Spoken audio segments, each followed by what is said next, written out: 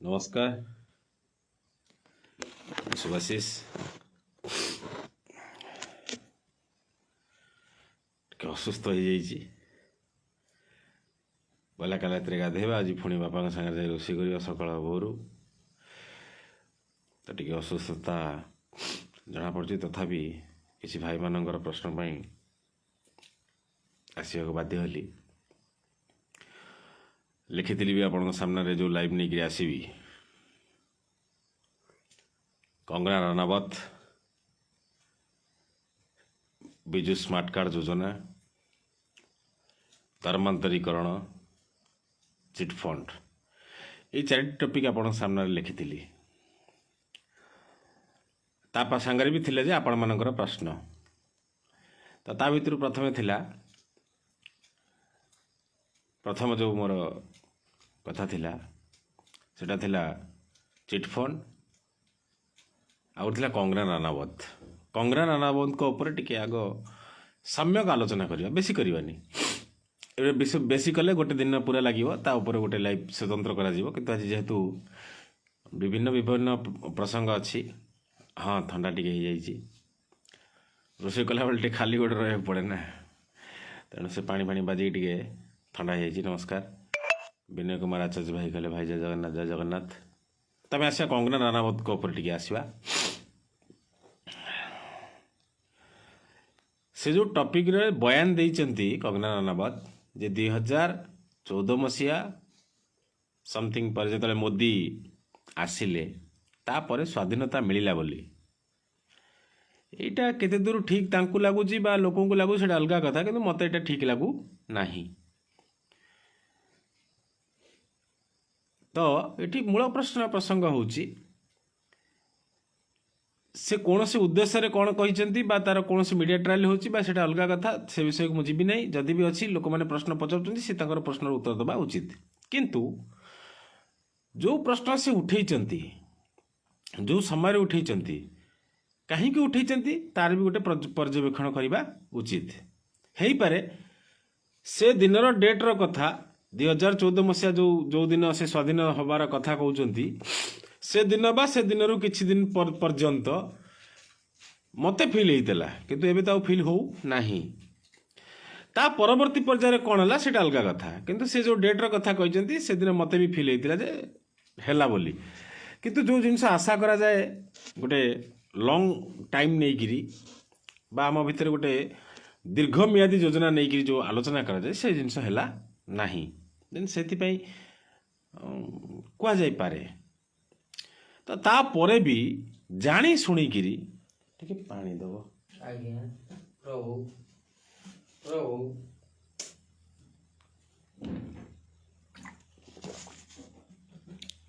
ତ ଯେଉଁ ବିଷୟ ଅଛି ତାଙ୍କୁ ନେଇକିରି ଯେଉଁ କଥା ଆସୁଛି,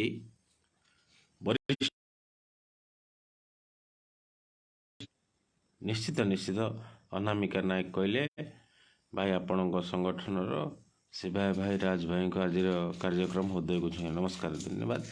ତାଙ୍କ ଦାୟିତ୍ୱରେ ସେ ତାଙ୍କର କରୁଛନ୍ତି, ମୁଁ ଆଉ ତାଙ୍କୁ ବିଶେଷ କିଛି କହିବିନି। ଲୋକମାନେ ଯାହା କହିବା କଥା ସେ କହିବେ। ତ ଆମେ ଯେଉଁ କଙ୍ଗନା ରଣାୱତଙ୍କ କଥା ଉଠାଉଛନ୍ତି, ଯେତେବେଳେ ତାଙ୍କର କଥା ଆସୁଛି, ବରିଷ୍ଠ ଓଡ଼ିଶାର ଯାହାଙ୍କୁ ସମସ୍ତେ ବି ମାନୁଛନ୍ତି ଏବଂ ତାଙ୍କୁ ବି ସମସ୍ତେ ଭଲ ପାଆନ୍ତି, ତାଙ୍କର ଗୋଟେ ଟିପ୍ପଣୀ ଅଛି। ସେଇଟା ଫଟୋ ଦେଖାଉଛନ୍ତି କଙ୍ଗନା ରଣାୱତ ମାନେ ଅନ୍ତବସ୍ତ୍ରରେ ପିନ୍ଧିକିରି, ସେ ମାନେ ତାଙ୍କ ଫଟୋଟା ଅଛି ସେଠି। ସେ କହୁଛନ୍ତି ଯେ ଟୋକା ଖରାପ ହେଇଯିବେ। କିଏ? ସୁର ରାଉତରାୟ କହୁଛନ୍ତି। ଧନ୍ୟବାଦ ସୁର ଭାଇ, ଆପଣ ଯାହା ବି କୁହନ୍ତି ସବୁବେଳେ ସମ୍ମାନ, ମୁଁ ଆପଣଙ୍କୁ ବହୁତ ସମ୍ମାନ କରେ। କହୁଛି ସୁଶାନ୍ତ ଭାଇ କହୁଛି ଡ୍ରାଇଭର ଭାଇମାନଙ୍କ ପାଇଁ ନିଶ୍ଚିତ ଭାବରେ କହିବା। ତ ସୁର ଭାଇ, ଆପଣ ଯେଉଁ କଥା କହୁଛନ୍ତି, ଆପଣ ବୟସ ଅଧିକ ହେଲେ ବି ଆପଣଙ୍କୁ ମୁଁ ସମ୍ମାନ କରେ। ଆପଣଙ୍କ ବାଇଟ୍ ଗୁଡ଼ାକ ମୁଁ ସବୁବେଳେ ନିଜେ ଦେଖେ। କିନ୍ତୁ ଆପଣ ଯେଉଁ ଫଟୋଟି ଧରି ଦେଖାଉଛନ୍ତି, ତାକୁ ଆପଣଙ୍କୁ ନିଶ୍ଚିତ ଭାବରେ କିଏ ଗୋଟେ କହିଛି। ହବ ଅଣ୍ଡାମାଡ଼ କଥା ବି ନିଶ୍ଚିତ ହବ। ଅଣ୍ଡାମାଡ଼ ତ ଲୁଲୁ ମହାପାତ୍ରଙ୍କର ବରଦାନ, ଲୁଲୁ ମହାପାତ୍ରଙ୍କ ସମ୍ବିଧାନ। ତ ଲୁଲୁ ମହାପାତ୍ର ଯେ ପର୍ଯ୍ୟନ୍ତ ଥିଲେ, ସେ କଂଗ୍ରେସରେ ଥିଲେ ବି ମୁଁ ତାଙ୍କୁ ବହୁତ ସମ୍ମାନ କରେ, ଆଜି ବି କରୁଛି, ସେଦିନ ବି କରିଥିଲି। ତାଙ୍କର ଯେଉଁ ଦିନ ତିଥି ଥିଲା। ତ ଛାଡ଼ି ଦିଅନ୍ତୁ, ଏବେ ଆସ କଙ୍ଗନା ରଣାୱତଙ୍କ ଉପରେ। ତ କଙ୍ଗନା ରଣାୱତଙ୍କୁ ଗୋଟେ ପ୍ରଶ୍ନ ସେ ଯେଉଁ କରିଛନ୍ତି, जो ସୁର ରାଉତରାୟ ହୁଅନ୍ତୁ ବା ବରିଷ୍ଠ ନେତାମାନେ ଯେଉଁମାନେ ତାଙ୍କର ଯେଉଁ ନଗ୍ନ ଫଟୋ ଚିତ୍ର ଦେଖେଇଛନ୍ତି ଗୋଟେ ଅଧା ଆପଣ ଜାଣିଥିବେ ଯେଉଁ ଅନ୍ତବସ୍ତ୍ର ପିନ୍ଧିକି ଯେଉଁ ଫଟୋ ଉଠାନ୍ତି ସେ ବିଷୟରେ ଆଜି ତ ମୁଁ ଭାଷା କହିବି ନାହିଁ। ତ ସେ ଯେଉଁ ଫଟୋ ଉଠେଇଛନ୍ତି ତାକୁ ଯଦି ନେଇକିରି ସୁର ରାଉତରାୟଙ୍କ ପ୍ରଶ୍ନ ସେ ଟୋକା ଖରାପ ହେଇଯାଉଛନ୍ତି ତ ଯେଉଁ ଅକ୍ଷୟ କୁମାର ସେ ବି ପାଇଛନ୍ତି। ଯେଉଁ ପ୍ରିୟଙ୍କା ଚୋପ୍ରା बरसात के दिन आए मुलाकात के दिन आए तो से जो दृश्य जो पाई से मैंने कौन खराब तापर छाड़ दिंतु बीजेडी ना बीजेपी गोटे एडे मोदी गोटे एते अभद्र लोक से भारी खराब लोक सब पद्मश्री देइचंती। तो पद्मश्री आपण भी किसी एक्टर को देइचंती। नहीं नहीं नहीं नहीं प्रीतिरंजन परिड़ा भाई आप भूल बुझे आप शुणी पार संपूर्ण सपोर्ट शुणु। तो जोटा 14 मसीहा पर जो मैंने जो एक्टर मैंने नग्न जहाँ भी हो जो मोदी देइचंती तो ठीक अच्छी। तो 14 मसीहा पूर्व जो एक्टर मैंने पाई से मैंने कौन सब धोती पंजाबी पिंधिकी आउ लुगा कंथा पिंधिकी सब आसिक ठाकुर पूजा करती ना निज निज धर्मर अवलम्बन पालन करती। सी कौन जमा कौन क्या चुमा देना से टोका खराब ही ना टोका फटो देखी ना टोका फिल्म देखी ना एटा सब बाज्य कथा एक कहबार कथा नुह। तो 14 मसीहा पर जब आज कंगना राणावत आप लंगड़ा फटो देखुं जो अधरनग्न फटो तक देखी पार्टी 14 मसीहा पूर्व जो जो स्टार मैंने पाई से मैंने कौन सब माने भल भल वस्त्र पिंधिकी फटो उठे कि जीवन से लंगड़ा है ना शरीर देखई ना आपण ताको गोटे महान माने अंतर अंतर माने कौन से कौन कहती जो आपणकर एयर स्पेस अच्छी से जो माने ऊपर कौड़ी मंगल ग्रह कौन गोटे सुटिंग होची आपण ताको देखिक देइथिले से माने भी तो किसी खराब फिल्म करचंती ना। तो एक्टर जो माने कलाकार से माने लंगड़ा हेबे नाचिबे देखेबे। तो सबुठारु बड़ प्रश्न होची सुर भाई की पॉइंट है देश स्वाधीन केबे होइतिला मो भाई कहूँ आपको से विषय में आज निश्चित भाव में आलोचना करी बाध्य होकर कथा नुहे मुझे। तो जो कथा ये सुर भाई उठातु जे भी उठातु जो नग्नर फटोर कथा उठाउछन जो कंगना राणावत कर तो से फिल्म की आपन जानते गोटे सेंसर बोर्ड थाए लोक तो जान थे सुर राउतराय कहीदे बढ़िया कथा से नवीन पट्टनायक कहीदे बढ़िया कथा मोदी कहीदे बढ़िया कथा ना एटा भूल कथा। जो सिनेमा चलचित्र सामना को आसे लोक देखती जो जिनस समस्त जापारती जोटा भी सुर भाई देखई कहीं से देखी से जानी से जो कौन चलचित्र भी हो आगु गोटे भारत सरकार गोटे सेंसर बोर्ड अच्छी। तो से सेंसर बोर्ड लोक मैंने से लंगड़ा ही थाऊ से पेंट पिंधि थाऊ से रेप कर बलात्कार कर युद्ध कर कौन नाटक कौन हिरोइन की बचाऊ थाऊ कार माने क्या साहाय्य कर जे कौन वीडियो आसे से फिल्म भितर से सेंसर बोर्ड ताकू तर्जमा करती से सेंसर बोर्ड केन्द्रर माने जो फटो आप देखा से सेंसर बोर्ड रे कौन समस्ते बीजेपी लोक रही आउ के अलग लोक रही जदि रही ना 14 मसीहा पूर्व जो जो सब फिल्म आसी जानते ठीक ना मुझे कहि से फिल्म ना डैड इमिति फिल्म ना कह आपड़ी कथबार्ता।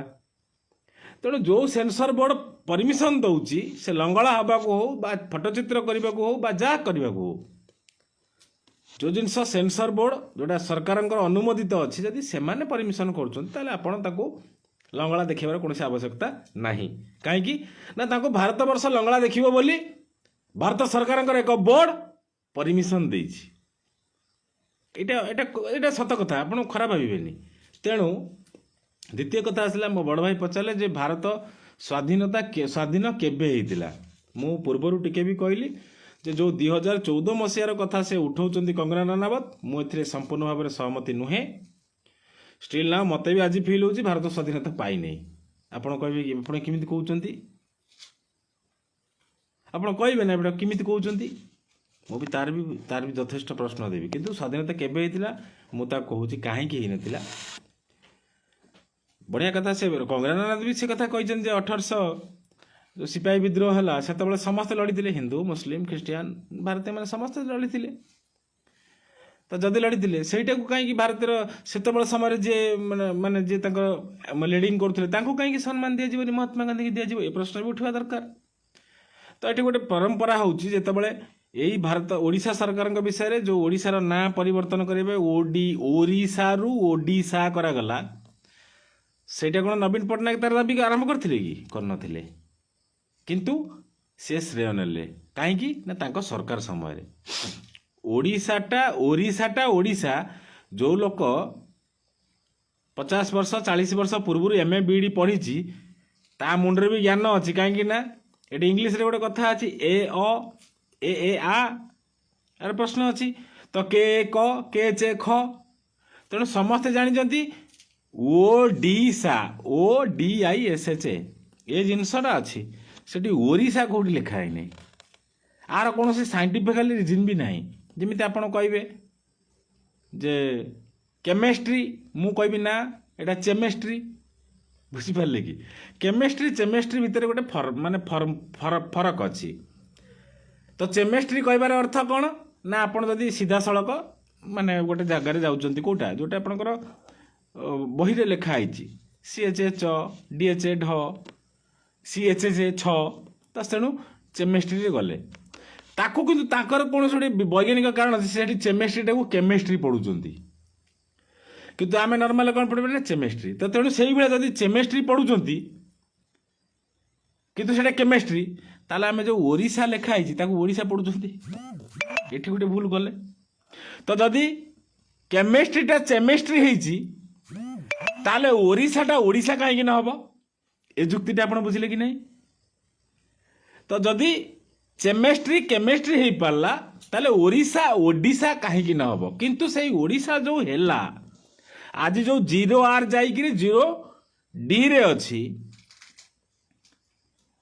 भाई तुम यूट्यूब चैनल प्रमोट कर हाँ मोर यूट्यूब चैनल हूँ Subhashish station SUBHASISSTATION Subhashish station मो चैनल हूँ सुभाषिष स्टेशन आपण ताको सब्सक्राइब करंतु आगामी दिन में सुभाषिष केवल ये जो राजनैतिक सामाजिक ये सब आलोचना नुहे आ परवर्ती पर्यायर आम कॉमेडी वीडियो भी देखा गीत भी देखा भजन देखा देशात्मबोध गीत देखा निश्चित भाव में आपण मो चैनल देखिपारे तो मो चैनल हूँ सुभाषिष स्टेशन आपण मैंने दयाक सब्सक्राइब करदे तो आसवा पुणी तथ्य उपरू कौन ना चेमिस्ट्री की जदि केमिस्ट्री कहगला ताले ओडिशा को कहीं ओडिशा कहना जीव किंतु सेही ओडिशा को ओडिशा कहवाई जो कथा आसला जो समय ओडिशा बोली हैला 0R रु 0D गाड़ी नंबर हैला ता माने सेठी 0R टा जोड़ा थिला सेटा भूल थिला हमको तो मानिबा को पड़िबो 0D ना OD हाँ से OD सॉरी हाँ काला बैसाखी कहले 0D ना OD नहीं सॉरी हाँ एटा ठीक कथा आपण कहचंती OD तो OD रु OR भी हैला नहीं OR रु OD हैला तो तेणु जदि से जिनस हो पार्टी से क्या सम्मान मिलूँ ना आपणकर नवीन पट्टनायक को सम्मान मिलूँ नवीन पट्टनायक पूर्व 30 वर्ष हो 40 वर्ष हो 50 वर्ष हो जो मैंने भारत देश स्वाधीनता है से माने भी तो से ये के क के चे ख यहाँ जानी ना जान थे तो से कौन केतबले भी माने मुंडरे पशिलानी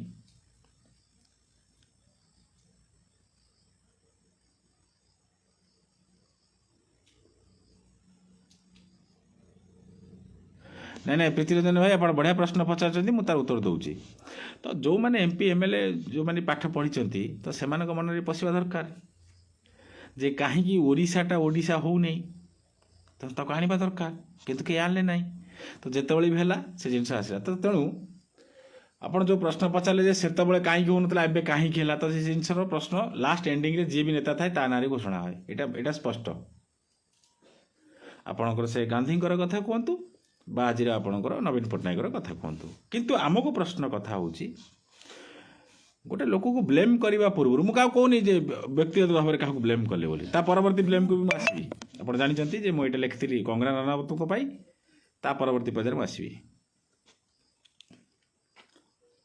बापी पंडा भाई कहले मु गोटे छोट कलाकार तुम नंबरटा दियो मुझे दे दूची ଏବେ ଲେଖିଦେଉଛି 637171 ହଁ।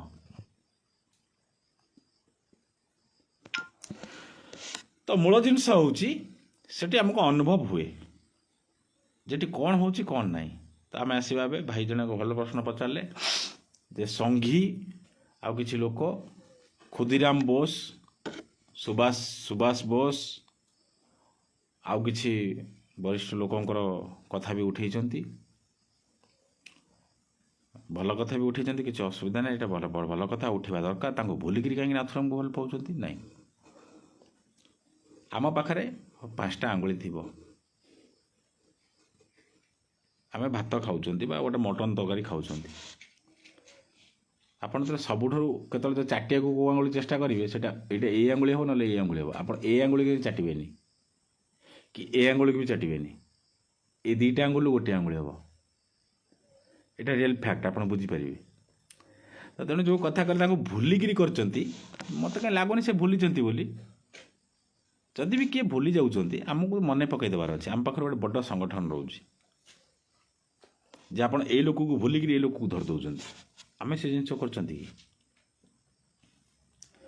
ଚିରଞ୍ଜୀବ କୁମାର କହିଲେ ତାକୁ ଫିଲ୍ ହେଲା 2014, ସେ କହିଲା ତମର କ'ଣ ଅସୁବିଧା ହେଲା? ନାହିଁ, ଏଇଟା ହଁ ସେଇଟା ତ ବରାବର କଥା। ଯଦି ଅସୁବିଧା ତ କିଛି ନାହିଁ, ସେ ତ କହିଛି, ତ ତା ବିଷୟରେ ଯେକୌଣସି ଆଇନଗତ କାର୍ଯ୍ୟାନୁଷ୍ଠାନ ନେବା କଥା ସେଇଟା ଚୁପଚାପ କିଏ ବି ନିଅନ୍ତୁ।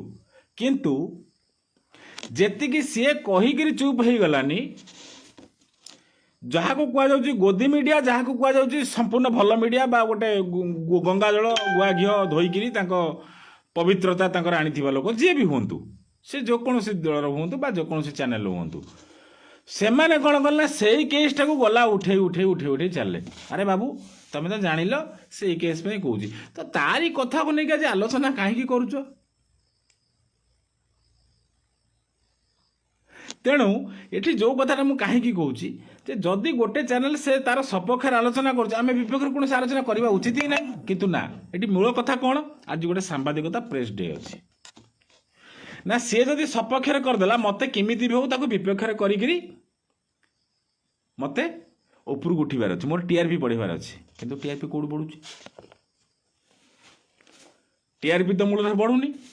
ଏଠି ଗୋଟେ ବିତର୍କ ସୃଷ୍ଟି ହେଇଯାଉଛି ଅଯଥା ଏକ ବିଷୟରେ, ଯେଉଁଟାକି ଜଣେ ସପକ୍ଷରେ ଦେଖାଉଛି, ଆମେ ତାକୁ କହୁଛନ୍ତି ଗୋଦି ମିଡ଼ିଆ। ଠିକ୍ ଅଛି, ସେ ତାର ଯାହା ଲୋକଙ୍କୁ ବଜାଉ ତାର ବଜେଇବ, ଆମେ ତାକୁ କାଉଣ୍ଟର କଲେ ତ ପୁଣି ଗୋଟେ ବିତର୍କ ସୃଷ୍ଟି ହେବ। ତ ଆମେ ଏଠି ଜାଣିକିରି କାଉଣ୍ଟର ସୃଷ୍ଟି କରୁଛନ୍ତି କାହିଁକି ନା, ଆମକୁ ଟିଆରପି ବଢ଼େଇବାର ଅଛି ଆଉ ବିରୋଧୀକି ଦୋଷ ଦେବାର ଅଛି।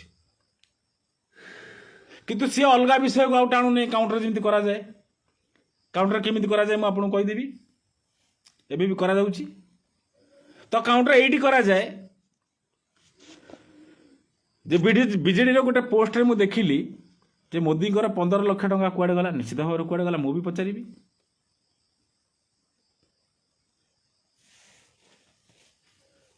ତ ଯେଉଁ 15 ଲକ୍ଷ ଟଙ୍କାର କଥା କୁହାଗଲା, ସେ କଥା କୁଆଡ଼େ ଗଲା ସେଟା ବି ଆମକୁ ଆଲୋଚନା କରିବାର ଅଛି। ତ ଯେଉଁ 2 କୋଟି ଯୁବକ ଯେଉଁମାନେ ଚାକିରି କରିବା ପାଇଁ ଚାହୁଁଥିଲେ ବା ସରକାର କହିଥିଲେ ଦେବେ ବୋଲି, ସେଥିରୁ ଓଡ଼ିଶାର ଭାଗ କେତେ, ସେ ଲୋକଙ୍କ ପାଇଁ ପ୍ରଶ୍ନ ଉଠାଇବାର ବିଷୟ ଅଛି। ନିଶ୍ଚିତ ଭାବରେ ସେ ପ୍ରଶ୍ନ କେଉଁଠି ଉଠାଇବାର ଅଛି? କେଉଁଠି ଉଠାଇବାର ଅଛି? ଲୋକସଭାରେ ଉଠାଇବାର ଅଛି, ରାଜ୍ୟସଭାରେ ଉଠାଇବାର ଅଛି। କାହିଁକି ନା, ଆମେ ଗୋଟେ ସରକାରକୁ ସାମ୍ବିଧାନିକ ଗଣତାନ୍ତ୍ରିକ ହିସାବରେ ଆମେ ତାକୁ ବିରୋଧ କରିବୁ। କେଉଁଠି ନା, ସମ୍ବିଧାନର ସେଇ ପୁଣ୍ୟ ବା ପବିତ୍ର ଗୃହରେ। କିନ୍ତୁ ଆମେ କରୁଛୁ କେଉଁଠି? ପବ୍ଲିକରେ। କାହିଁକି? ଏଠି ଗୋଟିଏ କଥା ସେମାନେ ସ୍ପଷ୍ଟ କରିଦିଅନ୍ତି ଯେ ଲୋକସଭାରେ ଯେଉଁମାନଙ୍କର ପ୍ରତିନିଧି ଅଛନ୍ତି, ଯେଉଁମାନଙ୍କର ଅଭିଯୋଗ ଅଛି, ସେମାନେ ଲୋକସଭାରେ ଉଠାନ୍ତି ନାହିଁ। କାହିଁକି ନା, ତାଙ୍କ କଥା ସେଠି ଶୁଣାଯାଏ ନାହିଁ। ଆଜି ବି ଯିଏ ହୁଅନ୍ତୁ, ଆଗରୁ ବି ଯିଏ ହୁଅନ୍ତୁ, ଯିଏ ବି ଯେବେ ବି ଯେକୌଣସି ବିରୋଧୀରେ ଯିଏ ବି ରହିବ, ସରକାରରେ ଯିଏ ରହିବ ବା ଯେଉଁମାନେ ବି ବିରୋଧୀ ଦଳରେ ରହିବେ, ଆଞ୍ଚଳିକ ଦଳ ହୁଅନ୍ତୁ, ସମସ୍ତଙ୍କର ଗୋଟିଏ ପ୍ରୋବ୍ଲେମ୍ କ'ଣ? ଯଦି ପବିତ୍ର ଗୃହରେ ଯେଉଁଠି ଲୋକଙ୍କ ପାଇଁ ଆଇନ କାନୁନ ବ୍ୟବସ୍ଥା, ପଇସା ଟଙ୍କା, ସାହାଯ୍ୟ ସହଯୋଗ, ସ୍ୱାସ୍ଥ୍ୟ ସବୁ ଆପଣ ଯୋଗାଇ ଦେବା ପାଇଁ ସେଇ ଗୃହରୁ ପାସ୍ କରୁଛନ୍ତି, ତ ସେ ଗୃହରେ ବିରୋଧୀଙ୍କର କଥା କାହିଁକି ଶୁଣାଯାଉନାହିଁ?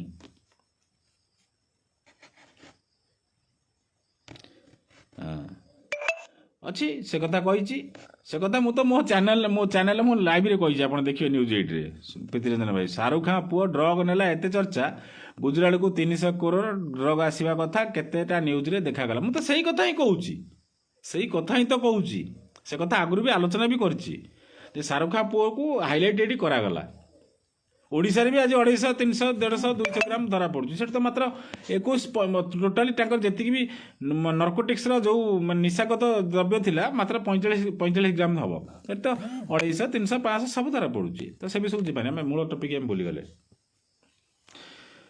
ତ ଯେଉଁ କଙ୍ଗନା ରାନାୱତଙ୍କର ଯେଉଁ କଥା ଆସିଲା ସେ ଯେଉଁ କଥା ସେ କହିଲେ ସେଠି ମିଡ଼ିଆ ବାଲା କ'ଣ କରୁଛନ୍ତି ନା ମିଡ଼ିଆ ବାଲାଙ୍କର ଭୂମିକା ରହୁଛି ଆମେ ତାକୁ ସପକ୍ଷରେ ବା ଗୋଟେ ବିପକ୍ଷରେ ଦେଖେଇକିରି ଆମକୁ କେଉଁ ପଟୁ ନା କେଉଁଠି ଗୋଟେ ଆମର ନ୍ୟୁଜ୍ କରିବାର ଅଛି ଆଉ ଟିଆରପି ବଢ଼େଇବାର ଅଛି ଆଉ ବିରୋଧକୁ ବି ବିରୋଧ କରିବାର ଅଛି କିନ୍ତୁ ସେମାନେ ଭୁଲି ଯାଆନ୍ତି ମୂଳ ଉତ୍ସକୁ କ'ଣ ଭୁଲି ଯାଆନ୍ତି ନା ଆମେ ଯଦି ନିରପେକ୍ଷ ଦେଖାଇବାକୁ ଚାହିଁବା ତ ଉଭୟ ପକ୍ଷରେ ଆଲୋଚନା କରିବା ଗୋଟେ ପକ୍ଷରେ ତ ଦୋଷ ମାନିବାକୁ ହିଁ ପଡ଼ିବ କିନ୍ତୁ କିଛି ମିଡ଼ିଆ ମାନନ୍ତି ନାହିଁ ସେଇଥିପାଇଁ ଗୋଟେକୁ ସରକାରୀ ଦଳର ମିଡ଼ିଆ ଗୋଟେକୁ ବିରୋଧୀ ଦଳର ମିଡ଼ିଆ ଏଠି ସମସ୍ତେ ଜାଣିଛନ୍ତି ତେଣୁ ସେଇ ମିଡ଼ିଆ ଯେତେବେଳେ ଆମ ସରକାରଙ୍କୁ ପୁରସ୍କାର ଦେଉଛି କେଉଁ ଆଧାରରେ ଦେଉଛି ଆମେ ଜାଣିନାହାନ୍ତି କିନ୍ତୁ ଆମ ରାଜ୍ୟରେ ଯେଉଁ ଘଟଣା ଆସୁଛି ଯେଉଁ ଘଟଣା ସାମ୍ନାକୁ ଆସୁଛି ସେ ଘଟଣା କ'ଣ ହେଉଛି କିନ୍ତୁ ସେ ମିଡ଼ିଆରେ ଦେଖିବାକୁ ମିଳୁନି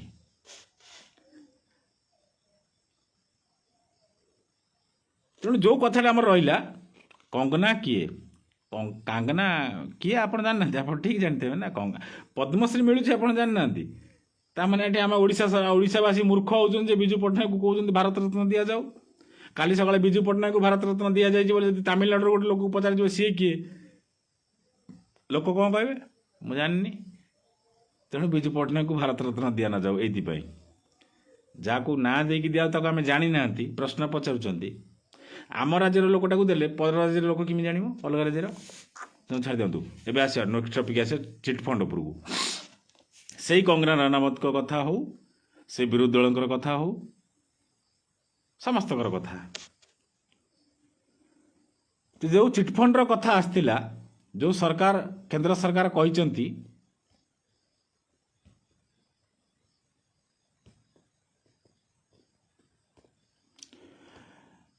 ସେଇଟା ଆମ ମନର ଧାରଣା ପ୍ରୀତି ଭାଇ ମୁଁ ଯାହା ଅନୁଭବ କରୁଛି ଯଦି ବି ଆପଣ କହୁଛନ୍ତି ସତ୍ୟ ତାହେଲେ ଅନେକ ଘଟଣା ଅଛି ସେ ବିଷୟରେ ହିସାବ ବି ଦେଇହେବନି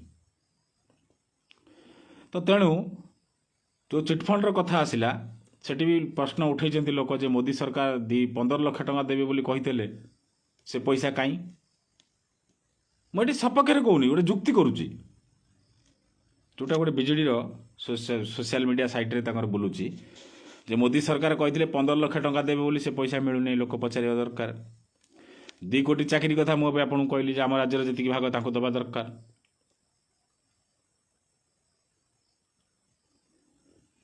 ଶୁଣନ୍ତୁ ଆପଣ ଯେତିକି ପ୍ରଶ୍ନ ପଚାରୁଛନ୍ତି ମୁଁ ଆପଣଙ୍କ ପ୍ରଶ୍ନ ଦେଖୁଛି ଅତ୍ୟଧିକ ଟିକେ ଇଏ ହେଲା ଗୋଟେ ମୋତେ ଭଲ ଲାଗୁନି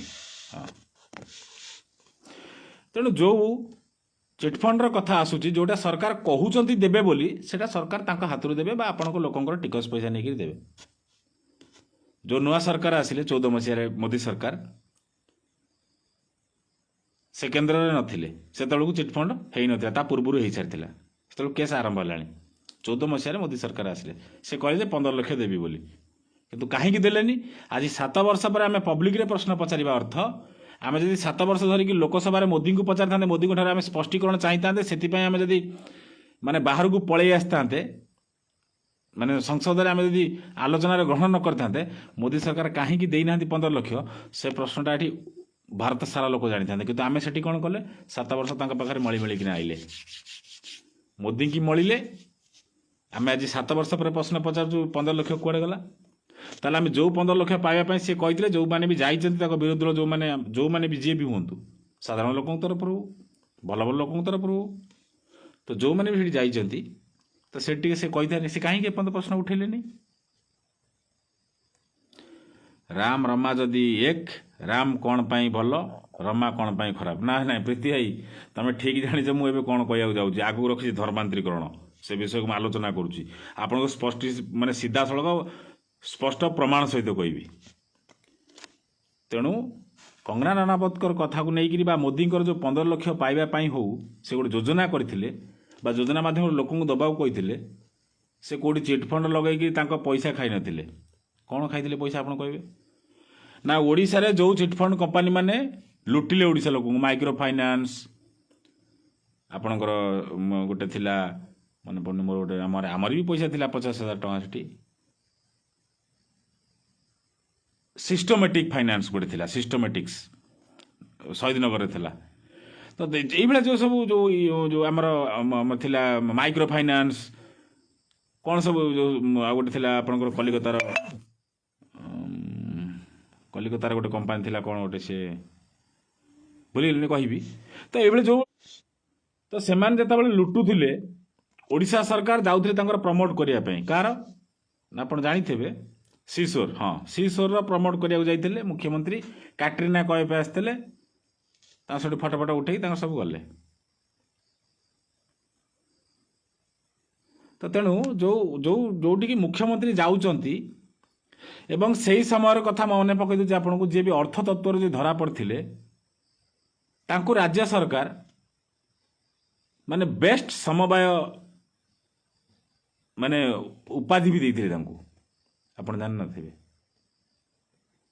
सरकार ही देते हाँ सी सर बुझिली ये जो हाँ 80 ग्रुप अर्थ तत्व कहली अर्थ तत्व से जो समथिंग सेठी ना कौन जो जे मुख्य जे जेल थे बाहरिक आसिले ना जाननी तो जो चिटफंड कथा आसला जो लुटिले शारदा सब जहाँ भी हो तो लोक जो लुट हेले ये सरकार गले ये मुख्यमंत्री जाइए से प्यारीमोहन भी थे आसला से कैटरीना कैफ आसते फटो उठेले सब आडभाटाइज कले सब करके गले कि जो दास गोटे जो जुडिशियल इनक्वारी है जो जो गठन है चिटफंड लोक सरकार गोटे कार्पस फंड करते 300 कोटी टଙ୍କା आपंकर मन थी कि ना बोधे हो बहुत वर्ष 5-7 वर्ष 6 वर्ष हो गोटे कार्पस फंड स्वतंत्र 300 कोटी टଙ୍କା सरकार रखी जो माने चिटफंड रे माने भोगी असुविधा पड़ी से 2 भाग ना 3 भाग कले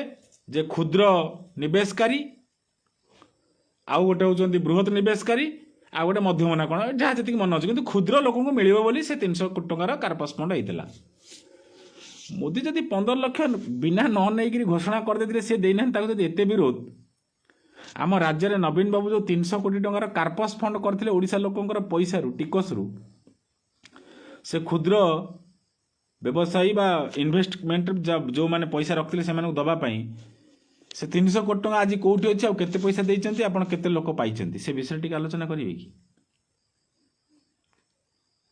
आपण जोटी कालिया बलिया योजना करी जो चाषी की दे दउचंती से चाषी को एते दुरावस्था जे राज्य सरकार तांका पाखु धान किनि पड़नांती बिजु युवा बाहिनी योजना करदेले 400 केते कोटी टଙ୍କା खर्च करदेले जदि सेही पैसाटा आपण एई लोक मानकु देई थांते एमने केते उपकृत होई थांते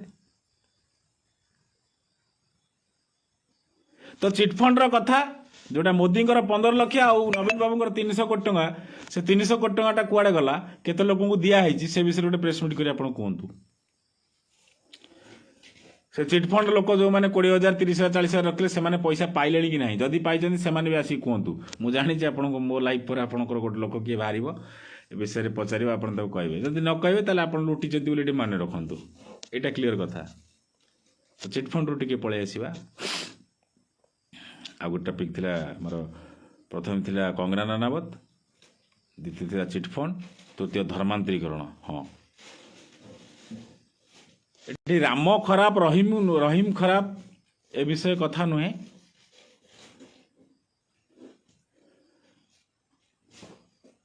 हाँ बिल हाँ मनोज घड़ाई करे 300 करोड़ ठीक अच्छे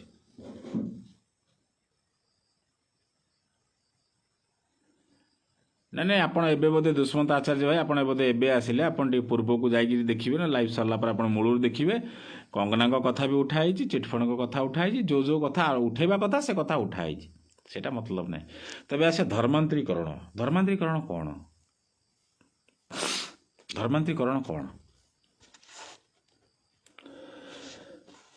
बहुत लोक अच्छा बहुत हिंदूवादी लोक थे मु भी हिंदू गर्व करे ब्राह्मण हेले भी हिंदू भाव गर्व करे ସବୁ ଲୋକଙ୍କ ସାଙ୍ଗରେ ଖାଏ, ଯେତେ ଜାତି ଅଛନ୍ତି ସମସ୍ତଙ୍କ ସହିତ ଖାଇଛି, ଯେତେ ଧର୍ମ ଅଛନ୍ତି ତାଙ୍କ ସହିତ ବି ଖାଇଛି। ତ ଯେଉଁ ଧର୍ମାନ୍ତରୀକରଣ ହେଉଛି, ଗୋଟିଏ ଆପଣଙ୍କୁ ଗୋଟେ ସିଧାସଳଖ ଗୋଟେ କଥା କହିବି, କୌଣସି ଜାଗାରେ ଏ ଭାରତ ଇତିହାସରେ କିଏ କ'ଣ କହିଥିବ ନ କହିଥିବ ଅଲଗା କଥା, ମୁଁ ଆଜି କହୁଛି ଏତିକି ବଡ଼ କଥା କହୁଛି, ଆପଣଙ୍କ ଛୋଟ ମୁହଁରେ ଗୋଟେ ବଡ଼ କଥା ଆପଣଙ୍କୁ କହୁଛି, କ'ଣ ଯଦି କିଏ ବି ପ୍ରମାଣ ଥିବ ଆପଣ ଦେଇପାରିବେ, କିଛି ଅସୁବିଧା ନାହିଁ, ମୁଁ ସରେଣ୍ଡର କରିବି। ତ ଯେଉଁ ଭାରତ ବର୍ଷରେ ଯେଉଁ ହିନ୍ଦୁମାନଙ୍କୁ ନେଇକିରି ଧର୍ମାନ୍ତରୀକରଣର ପ୍ରଶ୍ନ ଉଠୁଛି, ଏ ପର୍ଯ୍ୟନ୍ତ କୌଣସି କୋର୍ଟରେ କୌଣସି ହାଇକୋର୍ଟରେ କେଉଁଠି ଗୋଟେ ମାମଲା ପ୍ରମାଣ ହେଇଗଲାଣି କି ଯେ କେଉଁ ହିନ୍ଦୁ ଯାଇକି ଜବରଦସ୍ତି କାହାକୁ କହିଛି ତୁ ହିନ୍ଦୁ ହ, ଜବରଦସ୍ତି କେଉଁଠି ହିନ୍ଦୁ କାହାକୁ ଜବରଦସ୍ତି କରିଛି କି? ନା। କିନ୍ତୁ ଆମେ ଏଠି ହଜାର ଜିନିଷ ଦେଖିଛନ୍ତି ଯେ ମୁସଲିମ ଧର୍ମାନ୍ତରୀକରଣ କରୁଛନ୍ତି, ଯାହାର ପ୍ରମାଣ ବି ମିଳିଛି, ATS ବାଲା ଧରିଛନ୍ତି, ଖ୍ରୀଷ୍ଟିଆନ ବିକୁଛନ୍ତି, ଯାହାର ସ୍ପଷ୍ଟ ସିଧା କଥା ହେଉଛି ମଦର ଟେରେସା, ଆଉ ଆମର ଯେଉଁମାନେ ଅଛନ୍ତି ଏବେ ଆଜିକାଲି ଯେଉଁ କୋଟିଆରେ ଧନ୍ଦା ବି ଆପଣ ଜାଣିପାରୁଥିବେ। ତ ଏଇଟା ଗୋଟେ, ଆଉ ସବୁଠାରୁ ବଡ଼ କଥା ହେଉଛି ଧର୍ମ ଗୋଟେ କାହାକୁ କୁହନ୍ତି? ଆମେ ଗୋଟେ ନର୍ମାଲରେ କଥା କେଉଁଠି କଥା ହେଉଥିବା, ସେ ଯେକୌଣସି କାଷ୍ଟର ହଉ, ଯେକୌଣସି ଜାତିର ହଉ, ଯେକୌଣସି ଧର୍ମର ହଉ, ଆରେ ତୁ ଏ କାମ କଲୁ ତୋତେ ଧର୍ମ ସହିବଟି? ଆମେ ଗୋଟେ କ'ଣ କହନ୍ତି, ଧର୍ମ ସହିବଟି? ଧର୍ମ କ'ଣ? ଧର୍ମ କାହାକୁ କୁହାଯାଏ? ନିଶ୍ଚିତ ଭାବରେ ଏବେ କିଛି ବହୁରୂପୀ ହିନ୍ଦୁ ସାର୍ଟିଫିକେଟ୍ ଧରି ବୁଲୁଛନ୍ତି, ନିଶ୍ଚିତ ଧରି ବୁଲୁଛନ୍ତି, ଆମେ କିନ୍ତୁ ତାଙ୍କ ଉପରକୁ ଯିବାନି, ଆମେ ନିରପେକ୍ଷରେ ଆଲୋଚନା କରିବା। ତ ଧର୍ମ କ'ଣ? ଏଇ ତୁ ଏମିତି କାମ କରିଦେଲୁ ତତେ ଧର୍ମ ସହିବଟି? ଏ ଗୋଟେ ଆଲୋଚନା ହୁଏ। ତ ସେ ଧର୍ମଟା କ'ଣ? ସେ ଧର୍ମଟା ହେଉଛି କର୍ମ, କର୍ମକୁ ନେଇକିରି ଧର୍ମ। ମୁଁ କେଉଁ କର୍ମ କରୁଛି? କିନ୍ତୁ ଆଜି ଆମେ ଆଇନଗତ ହିସାବରେ ଆମେ ସବୁକୁ ସମାନ କରିବାକୁ ଚାହୁଁଛୁ, ନିଶ୍ଚୟ ଏଇଟା ଭଲ କଥା, ସମସ୍ତେ କରିବା, କିନ୍ତୁ ଆଇନଗତ ହିସାବରେ ଆପଣ ଯେତିକି ଧର୍ମକୁ ବା ସବୁ ଜାତିକୁ ଆସିକି ଏକାଠି କରିକି ଗୋଟେ ଜବରଦସ୍ତି କରିବେ, ସେଇଟା କ'ଣ ଠିକ୍ ହେବ କି? କାହା ମନରେ ନା କେଉଁଠି ଯଦି ଗୋଟେ ଚାରି ଭାଇଙ୍କ ଭିତରେ ମନମାଳିନ୍ୟ ହେଇଯାଉଛି, ତ ଏଠି ଧର୍ମ ଧର୍ମ ଜାତି ଜାତିର କଥା ହେଉଛି, ସେଇଟା ରିଏଲ୍ ଫ୍ୟାକ୍ଟ ଆପଣଙ୍କୁ କହୁଛି, ମୁଁ କହୁନି ଯେ ମନରୁ କହୁଛି ବୋଲି। ତ ସେଠି ଜବରଦସ୍ତି ଆପଣ ଆଇନଗତ ଭାବରେ ଗୋଟେ ସାମ୍ବିଧାନିକ ହିସାବରେ ଗୋଟେ କାହାକୁ ଡୋର ବାନ୍ଧିକିରି କହିବ ନାଇଁ ତମେ ଏଠି ବାନ୍ଧା ହେଇକି ରୁହ, କିଛି ଲୋକ ସେଠି ରହିବେନି, ଆଉ ଯେଉଁ ଲୋକ ରହିବେ ଜବରଦସ୍ତି ରହିବେ। ତେଣୁ ମାନସିକ ସ୍ତରରେ ଆମକୁ ଧର୍ମକୁ ନେଇକି, ଜାତିକି ନେଇକି, ସମସ୍ତଙ୍କୁ ନେଇକି ଆମକୁ ଆବଶ୍ୟକତା ହିସାବରେ ଆମକୁ ଚେଞ୍ଜେସ୍ କରିବାର ଅଛି। ଦେବାଶିଷ ଭାଇ ଆପଣଙ୍କୁ ଆଡ଼୍ କରିବାକୁ ମୁଁ ସମ୍ପୂର୍ଣ୍ଣ ଚେଷ୍ଟା କରୁଛି, ଟିକେ ରୁହନ୍ତୁ। ହଁ, ଆପଣ ଏବେ ପଠାନ୍ତୁ, ଆସିଲା ମାନେ ମୁଁ ଆପଣଙ୍କୁ ଆଡ଼୍ କରିବାକୁ ଚେଷ୍ଟା କରିବି। ତ ଯେଉଁ ଜାତିକି ନେଇକି ଧର୍ମକୁ ନେଇ ଯେଉଁ ଜିନିଷ ଆସେ, ଏଇଟା କହୁଛି ମୋତେ ଆପଣ, ମୁଁ ନା କମେଣ୍ଟଟା ଟିକେ ଆଡ଼୍ କରିଦେବି, ଭଲ ବିଷୟଟା କହୁଥିଲି ମନରେ ପଶିଲା ଫୋନ୍। ତ ଏଠି ଯେଉଁ ଜାତିକୁ ନେଇକି ପ୍ରଶ୍ନ ଆସେ, ଧର୍ମକୁ ନେଇକି ପ୍ରଶ୍ନ ଆସେ, ତ ସେ ଧର୍ମ ନୁହଁ, ସେ ଜାତି ଜାତି। ଯେଉଁଠି ବିକ୍ରି ଖରିଦ ହେଉଛି ସେଠି ଧର୍ମର କଥା ଆସିବନି। କାହିଁକି ନା ଆମେ ସେଠି ପରୋକ୍ଷରେ ଅନ୍ୟାୟ କଲେ, ଦୁର୍ନୀତି କଲେ, ଆମେ ଧର୍ମକୁ ଛାଡ଼ିଦେଲେ। ଯେଉଁଟା ରିଏଲ୍ରେ ମୁଁ ନର୍ମାଲ ମୁଣ୍ଡରେ ବୁଝେ, ମୁଁ କୌଣସି ଶାସ୍ତ୍ର ପୁରାଣ ଜ୍ଞାନ କଥା କହୁନି, ଯେଉଁଟା ମାନେ ମୁଁ ଲଜିକାଲି ହିସାବରେ ବୁଝେ, ଯେଉଁଟା ଲୋକ ବି ବୁଝନ୍ତି। ତେଣୁ ଆମେ ଯେ ପର୍ଯ୍ୟନ୍ତ ଗୋଟେ କଥା ମନେ ରଖିବା, ମାନସିକ ସ୍ତରରେ ଆମେ ଯେତେବେଳେ ଗୋଟେ ଲୋକକୁ ଆକ୍ସେପ୍ଟ କରିପାରୁନୁ, ସେତେବେଳେ ପର୍ଯ୍ୟନ୍ତ ଆମକୁ କୌଣସି କାନୁନ, ସମ୍ବିଧାନ କିଏ ବି ହଉ ଆସିଗଲା ଭିତରେ, ଆମେ ତାଙ୍କ ହିସାବରେ ଯାଇପାରିବାନି। ହେଇପାରେ ଆପଣ କ'ଣ କହିବେ, କିନ୍ତୁ ଯେତେବେଳେ ଆମେ ମାନସିକ ସ୍ତରତାରେ ହେଇଯିବା ସମସ୍ତେ ସମାନ, ସେତେବେଳେ ଆମ ଭିତରେ ଚେଞ୍ଜେସ୍ ଆସିବ। କାହିଁକି ନା ଆପଣଙ୍କୁ ଗୋଟେ କଥା କହିବି, ଯେ ବହୁତ ଲୋକ ଏଠି ଆଲୋଚନା ବି ଉଠାନ୍ତି, ଧର୍ମାନ୍ତରୀକରଣ ଉପରେ କଥା ହେଉଛି ନା, କିଛି ବିଷୟ ଉଠା, ଯେ ଦଳିତ ଲୋକଙ୍କ ପରିବାରରେ କ'ଣ ବ୍ରାହ୍ମଣ ଲୋକ ମାନେ କନ୍ୟା ଦେବେ ନା ଝିଅ ନେବେ? ଭୁଲ କଥା କହିଲେ ଆପଣ ଯେଉଁ ଦଳିତର କଥା କହୁଛନ୍ତି, ଯେଉଁ ବ୍ରାହ୍ମଣର କଥା କହୁଛନ୍ତି, ଯେକୌଣସି ଜାତିର ଲୋକ ହଉ, ସେ ଯେତେବେଳେ ବି ତା ଲେବଲର ଲୋକ ନ ପାଏ, ସେ ତା ଝିଅକୁ ଦିଏନି ବା କାହା ଝିଅକୁ ଆଣେନି। ଏଇଟା ଆପଣ ନେଇକିରି ଅଯଥା ଗୋଟେ ଜାତି ଭିତରେ ପୁରେଇ ଦେଲେ, ଆପଣଙ୍କୁ କହିବି କାହିଁକି, ମାନେ ନର୍ମାଲ ଫ୍ୟାକ୍ଟ। ଆପଣ ନିଜେ ବି କୁହନ୍ତୁ, ମୋ ଜାତିର ହଉ, ଆପଣଙ୍କ ଜାତିର ହଉ, ଯିଏ ବି ହଉ, ଯଦି ଆପଣଙ୍କ ଠାରୁ ଗୋଟେ ଲେବଲ କମ୍ ଅଛି ଆପଣ ନିଜ ଭିତର କଥା କହିବେ ତାପରେ ଆମେ ପରଜାତିକି ଯିବା ପର ଧର୍ମକୁ ଯିବା। ଯଦି ଆପଣଙ୍କ ଠାରୁ କିଏ ଗୋଟେ କମ୍ ଅଛି ଆପଣଙ୍କ ଘର ପାଖରେ ଆପଣଙ୍କ ଝିଅ ତାକୁ ଭଲ ପାଉଛି ବା ଇଚ୍ଛା ଅଛି ବାହା ହେବା ପାଇଁ ବା ଆପଣଙ୍କର କରିବାର ବି ଇଚ୍ଛା ଅଛି କିନ୍ତୁ ତାର ଲୋୟର ଲେବଲ ଟିକେ ଅଛି ଆପଣ କ'ଣ କରିବେ? ଆପଣଙ୍କ ମନରେ ଦୁଧା ଆସିବ।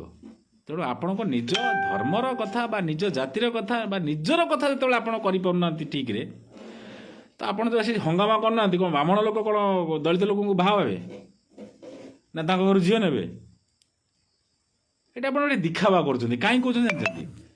ଡକ୍ଟର ଭୀମରାଓ ଆମ୍ବେଦକର ସେ ବି ଗୋଟେ ବ୍ରାହ୍ମଣ ଝିଅକୁ ବାହା ହେଇଥିଲେ। ଏଠି ଆପଣ ଜାଣିନାହାନ୍ତି। ଭୀମରାଓ ଆମ୍ବେଦକର ସେ କ'ଣ ତାଙ୍କୁ ଜବରଦସ୍ତି ଉଠେଇ ନେଇ ଆସିଥିଲେ? ନାଇଁ। ତ ସେତିକି ତାଙ୍କ ଭିତରେ ବଣ୍ଡିଂ ଥିଲା। ତ ଆମେ ସେତିକି ଚିନ୍ତା କରିବା। ଆମେ ଯେତିକି କାନୁନ ହିସାବରେ ଜବରଦସ୍ତି ଚାହୁଁନୁ ଯେ ଆମକୁ ଭଲ ପାଅ, ଭଲ ପାଇଲେ ବି କ'ଣ ହବ? ତମେ ତ ତମ ନିଜ ଲୋକଙ୍କୁ ଭଲ ପାଇପାରୁନ। ମୁଁ ଆଜି ଗୋଟେ କଥା କହୁଛି, ଆଜି ଗର୍ବରେ ମୁଁ ଆଜି କହିବି, ଆପଣ ଖରାପ ଭାବିବେନି କେହି। ବ୍ରାହ୍ମଣ ଲୋକଙ୍କର କୌଣସି ସାର୍ଟିଫିକେଟ୍ ନାହିଁ କିନ୍ତୁ ଓବିସି ଅଛି, ଏସସି ଅଛି, ଓବିସି ଏସଇ ବିସି ଅଛି, ଏସଟି ଅଛି, ସମସ୍ତଙ୍କର ଅଛି। ତ ଆପଣ ଏଠି ପରିଚୟଧାରୀ, ମୁଁ ଏଠି ଅପରିଚିତ? ନା ସମ୍ବିଧାନ ମତେ କହିଲା ଯେ କ'ଣ ନା ଇଏ ମାନେ ସବୁ ମୂଳ ନିବାସୀ ଆଉ ବ୍ରାହ୍ମଣ ଗୁଡ଼ା ସବୁ କୋଉଠି ଅଛନ୍ତି ପରଦେଶୀ। ତାହେଲେ ଏଠି ଭୁଲ କ'ଣ ଅଛି? ତ ଆପଣ ସାର୍ଟିଫିକେଟ୍ ଦେଖି କହୁଛନ୍ତି ମୁଁ SC ST OBC SC BC, ତାହେଲେ ଆମେ କିଏ? ଆମର କାହିଁ ସାର୍ଟିଫିକେଟ୍ ହେବନି? ଆମେ ବି ଲେଖିବୁ ଆମେ ବ୍ରାହ୍ମଣ ନର୍ମାଲ ଲୋକ। ତେଣୁ ଆପଣ ଯେଉଁ ଧର୍ମାନ୍ତରୀକରଣ କଥା ଏଇଟା ଉଠଉଛି আর ଗୋଟେ ଟାକ୍ଟିକାଲ ମାନେ ଗୋଟେ ପ୍ରାକ୍ଟିକାଲର ଗୋଟେ ଷ୍ଟାଟିଷ୍ଟିକାଲ ମୁଁ ଆପଣଙ୍କୁ ଗୋଟେ ପ୍ରମାଣ ଦେବି।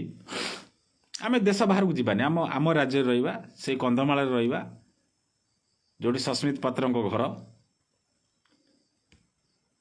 କାହାକୁ କାହାର ଜାତି ନେଇକରି ଆକ୍ଷେପ କରିବା ମୋର ଉଦ୍ଦେଶ୍ୟ ନୁହେଁ, କିନ୍ତୁ ମୁଁ କାହାର ନାଁ ବି ନେଉନାହିଁ। କିନ୍ତୁ ସସ୍ମିତ ପାତ୍ର ଯେହେତୁ ଶାସକ ଦଳରେ ଅଛନ୍ତି ଏବଂ ସେ ବାରମ୍ବାର ପ୍ରେସମିଟ୍ କରନ୍ତି ଏବଂ ଆମେ ଦେଖୁ, ତ ତାଙ୍କୁ ହିଁ ନେଇକରି ପ୍ରଶ୍ନ। କନ୍ଧମାଳ ହେଉଛି ଫୁଲବାଣୀ ଜିଲ୍ଲାର ଏକ ଅଞ୍ଚଳ ବା ତାକୁ କୁହାଯାଏ, କନ୍ଧମାଳକୁ ଫୁଲବାଣୀ ବି କୁହାଯାଏ। ଏଠି ଆପଣଙ୍କର ବ୍ଲକ ହେଉଛି କୋଟଗଡ଼, ରାଇକିଆ, ଉଦୟଗିରି, ଫିରିଙ୍ଗିଆ, ବାଲିଗୁଡ଼ା, ନୂଆଗାଁ, ଖଜୁରପଡ଼ା, ଚକାପାଦ, ଦାରିଙ୍ଗବାଡ଼ି, ଆଉ ଗୋଟେ ରହିଗଲା ରାଇକିଆ, ଫିରିଙ୍ଗିଆ, ଉଦୟଗିରି, ଯାହା ବି ହଉ ଠିକ୍ ଅଛି। ଯେତିକି ଡିଷ୍ଟ୍ରିକ୍ଟ କହିଲି, ଯେତିକି ବ୍ଲକ କହିଲି, ତ ଏ ବ୍ଲକର କଥା କାହିଁକି ଉଠୁଛି ନା ଏ ବ୍ଲକରେ ଯେତିକି ଲୋକ ଧର୍ମାନ୍ତରୀକରଣ ହେଇକିରି ମାନେ ଖ୍ରୀଷ୍ଟିଆନ ହେଇକିରି କିନ୍ତୁ ସେ ତାଙ୍କର କାଗଜପତ୍ରରେ ଖ୍ରୀଷ୍ଟିଆନ ବୋଲି ନାଁ ନାହିଁ। ଏଇଟା ସ୍ପଷ୍ଟ। କେଉଁ ଜିଲ୍ଲାପାଳକୁ କୁହ, ସେ ଫୁଲବାଣୀ ଜିଲ୍ଲାପାଳକୁ କୁହ ବା ଯେଉଁମାନେ ସଂଖ୍ୟାଲଘୁ ସମ୍ପ୍ରଦାୟର ମନ୍ତ୍ରୀ ଅଛନ୍ତି ତାଙ୍କୁ ବି କୁହ, ସେ ବି ମୋ ସାଙ୍ଗରେ ଯୁକ୍ତି କରିବେ, ମୁଁ ତାଙ୍କୁ ପ୍ରମାଣ ଦେଖେଇଦେବି। ଯେତିକି ଲୋକ ଆପଣ ଏଇଠି ଆପଣଙ୍କୁ ଗୋଟେ ପ୍ରମାଣ ଦେବି, ଟାକ୍ଟିକାଲ ଗୋଟେ ମାନେ ଗୋଟେ ପ୍ରାକ୍ଟିକାଲ ପ୍ରମାଣ ଦେବି ଯେ ଯେଉଁଠି ଯେଉଁ ଫୁଲବାଣୀର ବା କନ୍ଧମାଳର ଖ୍ରୀଷ୍ଟିଆନ ଧର୍ମାବଲମ୍ବୀ ଲୋକ ଯେତିକି ସରକାରୀ ହିସାବରେ କାଗଜପତ୍ରରେ କରିଛନ୍ତି, କାହିଁକି କରିଛନ୍ତି ନା ଗୋଟେ ଖ୍ରୀଷ୍ଟିଆନ ତ କେଉଁଟା ଆଉ ସିଧାସଳଖ ଜନ୍ମ ହେବନି, ଜନ୍ମ ହେଲା ପରେ ସେ ତ ଅଟୋମେଟିକ୍ ହେବ। କିନ୍ତୁ ଯେଉଁ ଜାଗାରେ ହିନ୍ଦୁମାନେ ଖ୍ରୀଷ୍ଟିଆନ ହେଇଛନ୍ତି ବା ଆଦିବାସୀ ମା ଭଉଣୀମାନେ ଯିଏ ବି ଖ୍ରୀଷ୍ଟିଆନ ହେଇଛନ୍ତି ବା ଯେଉଁ ଦଳିତ ଲୋକମାନେ ଯିଏ ବି ଖ୍ରୀଷ୍ଟିଆନ ହେଇଛନ୍ତି, ସେମାନେ ହେଇଛନ୍ତି, ତାଙ୍କୁ ସରକାରୀ ହିସାବରେ କରାଯିବା ଦରକାର। ତ ସେଇଠି ପ୍ରଶ୍ନ ଉଠୁଛି ଯେ ସରକାରୀ ହିସାବରେ କେତେ ଲୋକ ସେଠି ଖ୍ରୀଷ୍ଟିଆନ ଅଛନ୍ତି? ଆପଣ ଦେଖିବେ ଖୁବ୍ କମ୍। କାହିଁକି ନା ସରକାରୀ ହିସାବରେ ଏମାନେ ଖ୍ରୀଷ୍ଟିଆନ ହେଇନାହାନ୍ତି। ଯେତିକି ଲୋକ ହେଇଛନ୍ତି ସେ ତୁଳନାରେ ଯଦି ଭାରତର ମନ୍ଦିର ମସଜିଦ ମାନେ ଆପଣଙ୍କର ଯେଉଁ ବୌଦ୍ଧ ଧର୍ମର ଯାହା ଅଛି ବା ଆପଣଙ୍କର ପଞ୍ଜାବୀର ଧର୍ମର ଯାହା ଅଛି ବା ଜୈନଙ୍କର ଯାହା ଅଛି, ଯଦି ସବୁ ଧର୍ମପୀଠକୁ ଦେଖାଯାଏ, ଭାରତ ବର୍ଷରେ ସବୁଠାରୁ ବ୍ୟୟବହୁଳ ଆଉ ସବୁଠାରୁ କମ୍ ଲୋକ ସଂଖ୍ୟା ଥିବାର ଗୋଟିଏ ଧର୍ମାନୁଷ୍ଠାନ ହେଉଛି, ସେ ହେଉଛି ଖ୍ରୀଷ୍ଟିଆନ ଚର୍ଚ୍ଚ। କିନ୍ତୁ ଏହାର ମୂଳ କାରଣ ହେଉଛି जे सरकारी स्तर रे एमाने ख्रीस्टियान अल्प हुअंती किंतु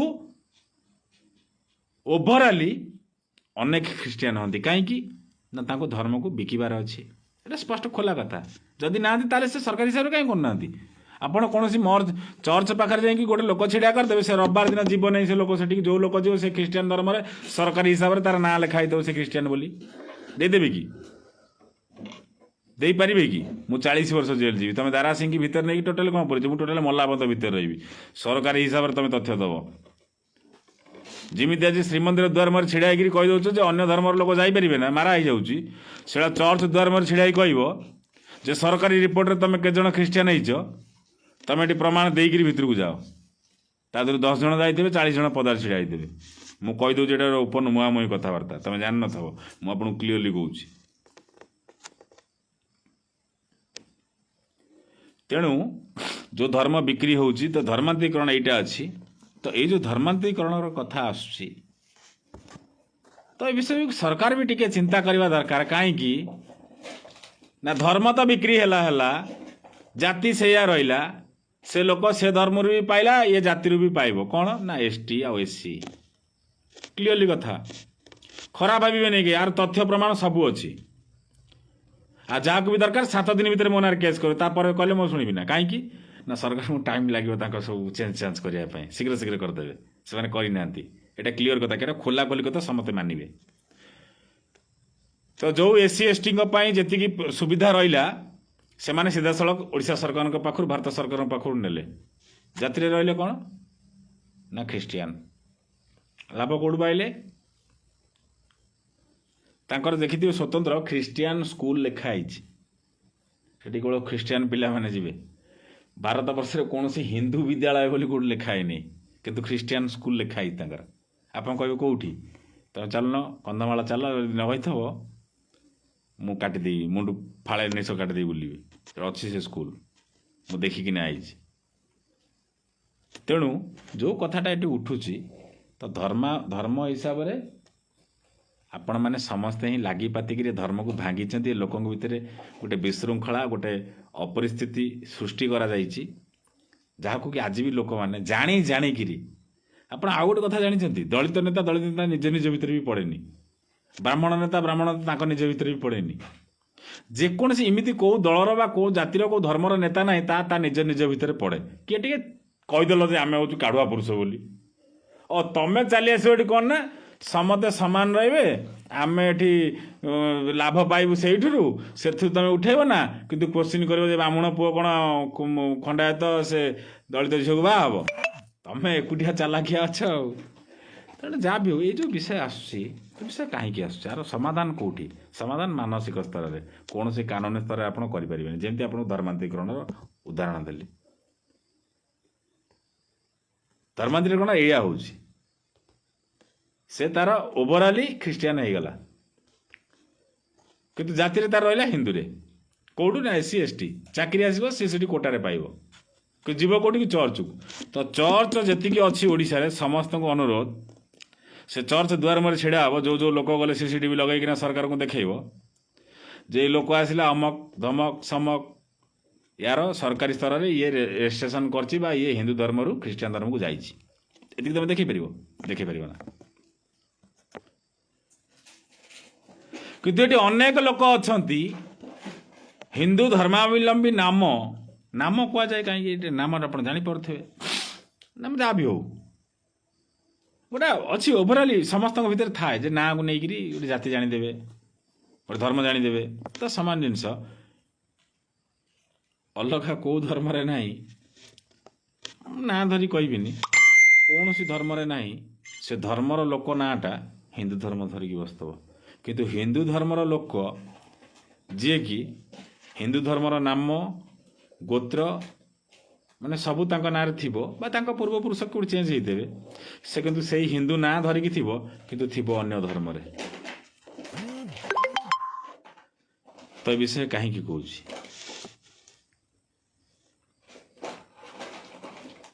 ନାଇଁ ମୁଁ ମନା କରୁନି ଲାର୍ଡ ସାଜଦିଲ ସ୍ୱାଇଁ ମୁଁ ଚର୍ଚ୍ଚ ଗଲେ ପାପ ମୁଁ ଚର୍ଚ୍ଚ ପାପ କଥା ମୁଁ କୋଉଠି କୌଣସି ଧର୍ମର କଥା କହିନି। ସମସ୍ତେ ସମସ୍ତଙ୍କ ଧର୍ମକୁ ଯାଇପାରିବେ। ମୁଁ ବି ଯାଏ, ମୁଁ ଚର୍ଚ୍ଚ ଯାଇଛି, ମୁଁ ମସଜିଦ୍ ବି ଯାଇଛି। ସେ ପ୍ରଶ୍ନ ଆପଣ ମୋ ପ୍ରଶ୍ନ ବୋଧେ ଶୁଣିପାରିବେ। ଆପଣ ତ ଅଧାରୁ ଆସିକି କହିଲେ ବୋଧେ କିଏ ଫୋନ୍ କଲା ଉଠିକି ଆଇଲେ। ଆପଣ ଟୋଟାଲ୍ ଲାଇଭ୍ ଦେଖିବେ ତାପରେ ଜାଣିବେ। ମୁଁ ସେଇଥିଲାଗି କହୁଥିଲି ଆପଣଙ୍କର ପ୍ରଶ୍ନ ସବୁ ପଢ଼ିବା ଦରକାର ମୋତେ।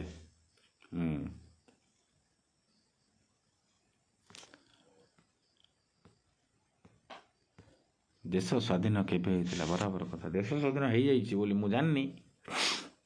ତ ଯଦି ଦେଶ ସ୍ୱାଧୀନ ହେଇଥାନ୍ତା, ଆଜି ଆମେ ଭାରତୀୟ ଯବାନମାନଙ୍କୁ ବର୍ଡ଼ରରେ ଠିଆ କରିଦେଇ ଆମେ ଏଠି ରାଜ୍ୟ ରାଜ୍ୟ ଭିତରେ ଠିଆ ପାଲା କରିନଥାନ୍ତୁ।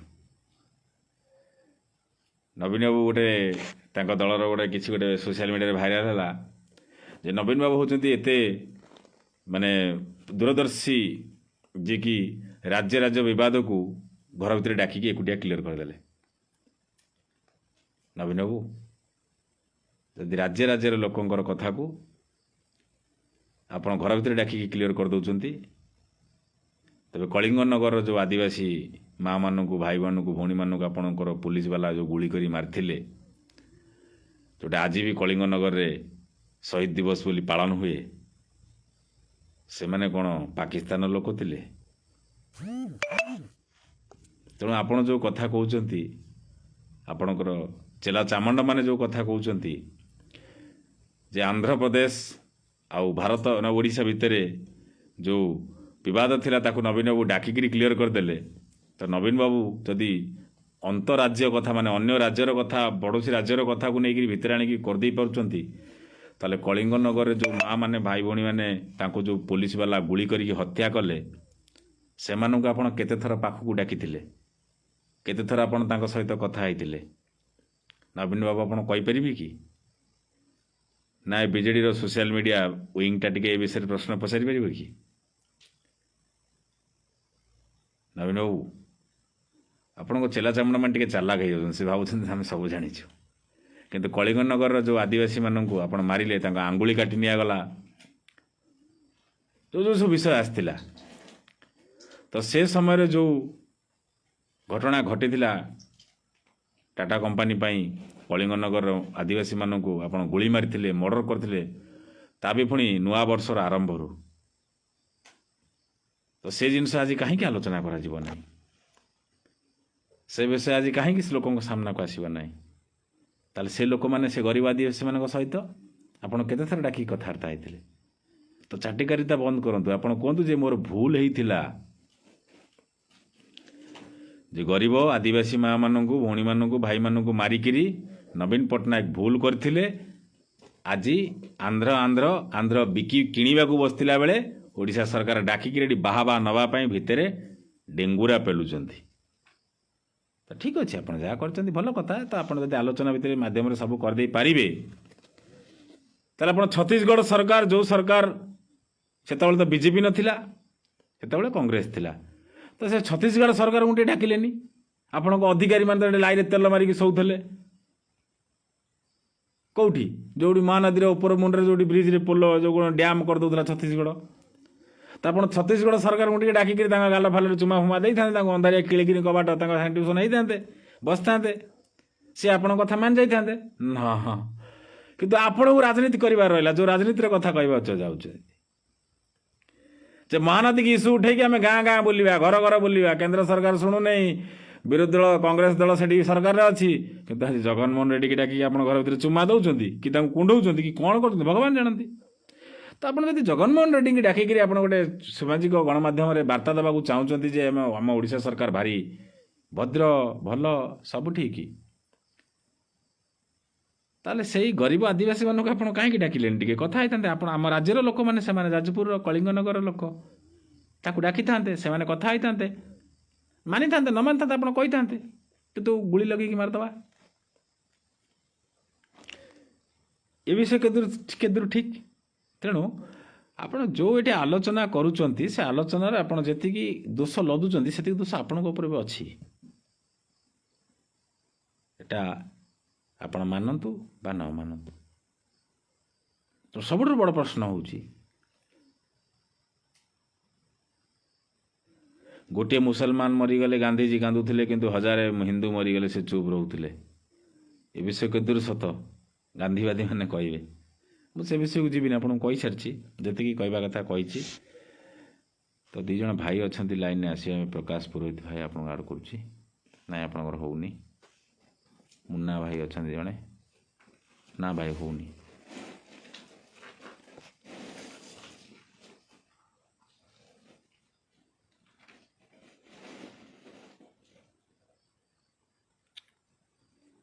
ना ये आप जो कथा कहले मुख्यमंत्री आक्टिंग करुँच आक्टिंगटा कौन मुझे तो देखी नहीं से जो गोटे कौन खतई होती आ गोटे कौन चुमा दौरान कौन सब विभिन्न प्रकार चलती तो से विषय चले ये गोटे लोक जो विरक्ति हो जाए बा से जाने जे मोर किसी हेनी भल भाव लोक किणा रही तो से समय से खतई हम लंगड़ा नाचो तार विभिन्न प्रकार आलोचना हम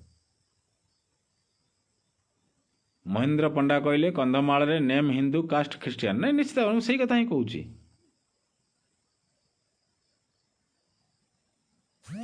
हाँ देवाशीष पट्टनायक बढ़िया कथा कहले हाँ जगन रेड्डी कोटी कोटी टंका दे पार गरीब आदिवासी कौन टंका दे पार से लगी नवीन बाबू गुली कर मारिदे कलिंग नगर में ना मुझे खाली आपको ये मन पकईदेली मुझे आपको कहूनी जे मुझे सब जानी बोली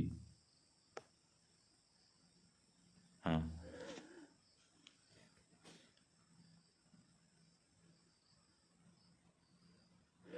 नहीं नहीं सेठी सरकार जहाँ भी कथा है जो विषय कथा है प्रथम आग से जगार जो तेलुगुर कथा अच्छी से कथा को उठातु से योजना को बंद करी से हिसाब से जी तेलुगु माने सरकार दौले से सीधा सड़क से जगार आसिकी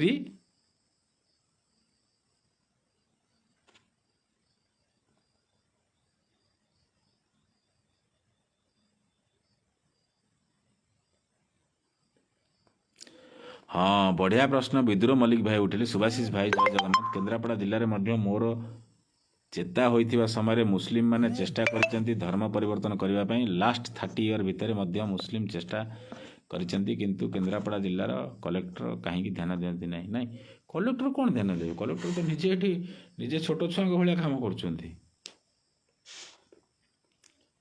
कलेक्टर कौन ध्यान देवे सरकार सब जानी ना जानी ना कि सरकार सब जानती कलेक्टर सब जानती तेणु आप जो प्रश्न उठेले यथार्थता अच्छी मुझे तो कहली ना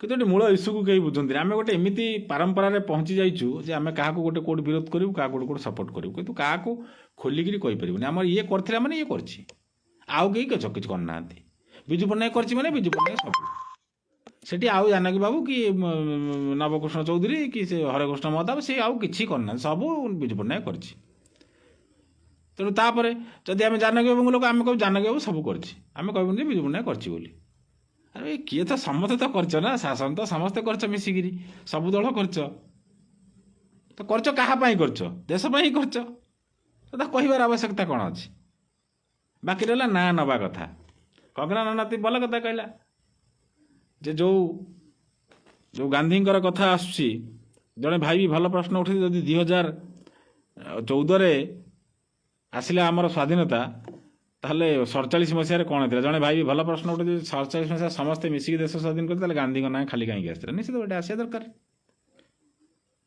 से समय तत्कालीन सरकार जे थिले बा तार परवर्ती पर्यायर जे सरकार थिले सुभाष बोस हूँ शास्त्री हूँ जे भी हूँ जिते जन महान महान नेता अच्छा जो मैंने देशपाई फाँसी नहीं विषय पढ़ा जाऊँ तो भारत रत्न आग देवा कथा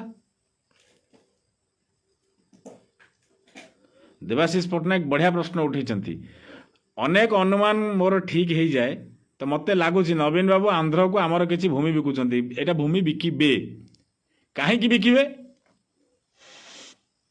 ना आपणकर जो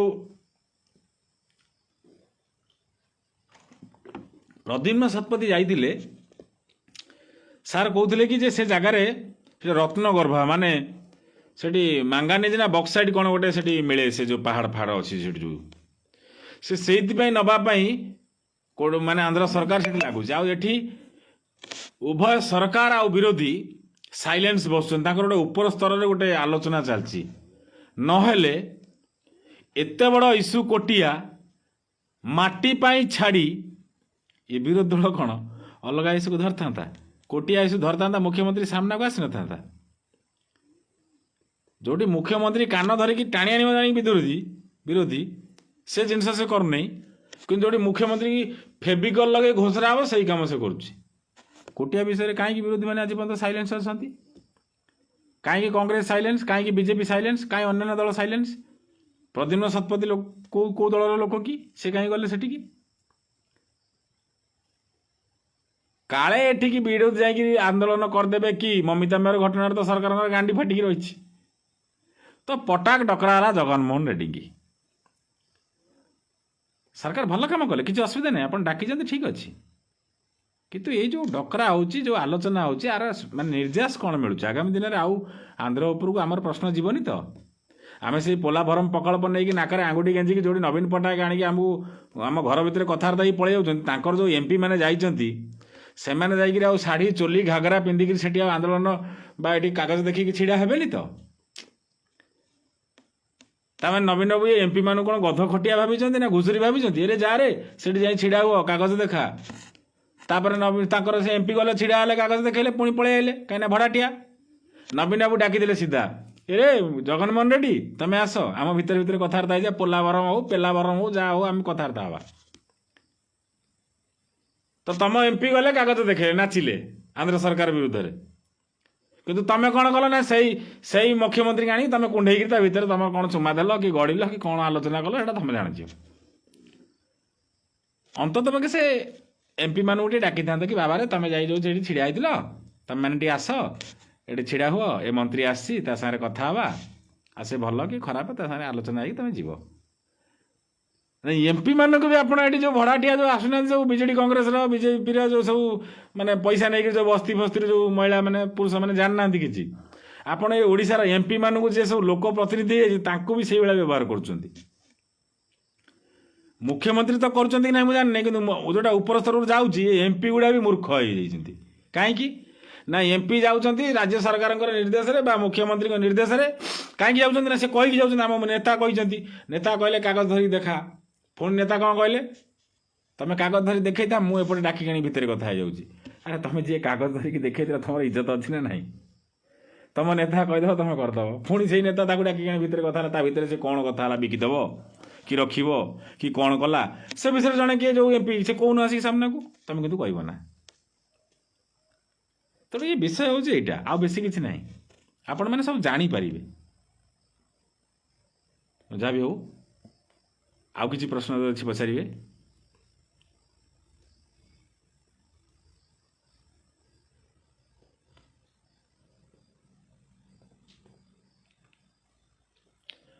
ଚାଲନ୍ତୁ, ନମସ୍କାର, ଜୟ ଜଗନ୍ନାଥ। ଆଉ ପରବର୍ତ୍ତୀ ବିଷୟକୁ ଆସିବା। ସେ ଦେହ ଭଲ ନାହିଁ, ରେଷ୍ଟ ନେବାକୁ ପଡ଼ିବ। ତ ନମସ୍କାର, ଜୟ ଜଗନ୍ନାଥ।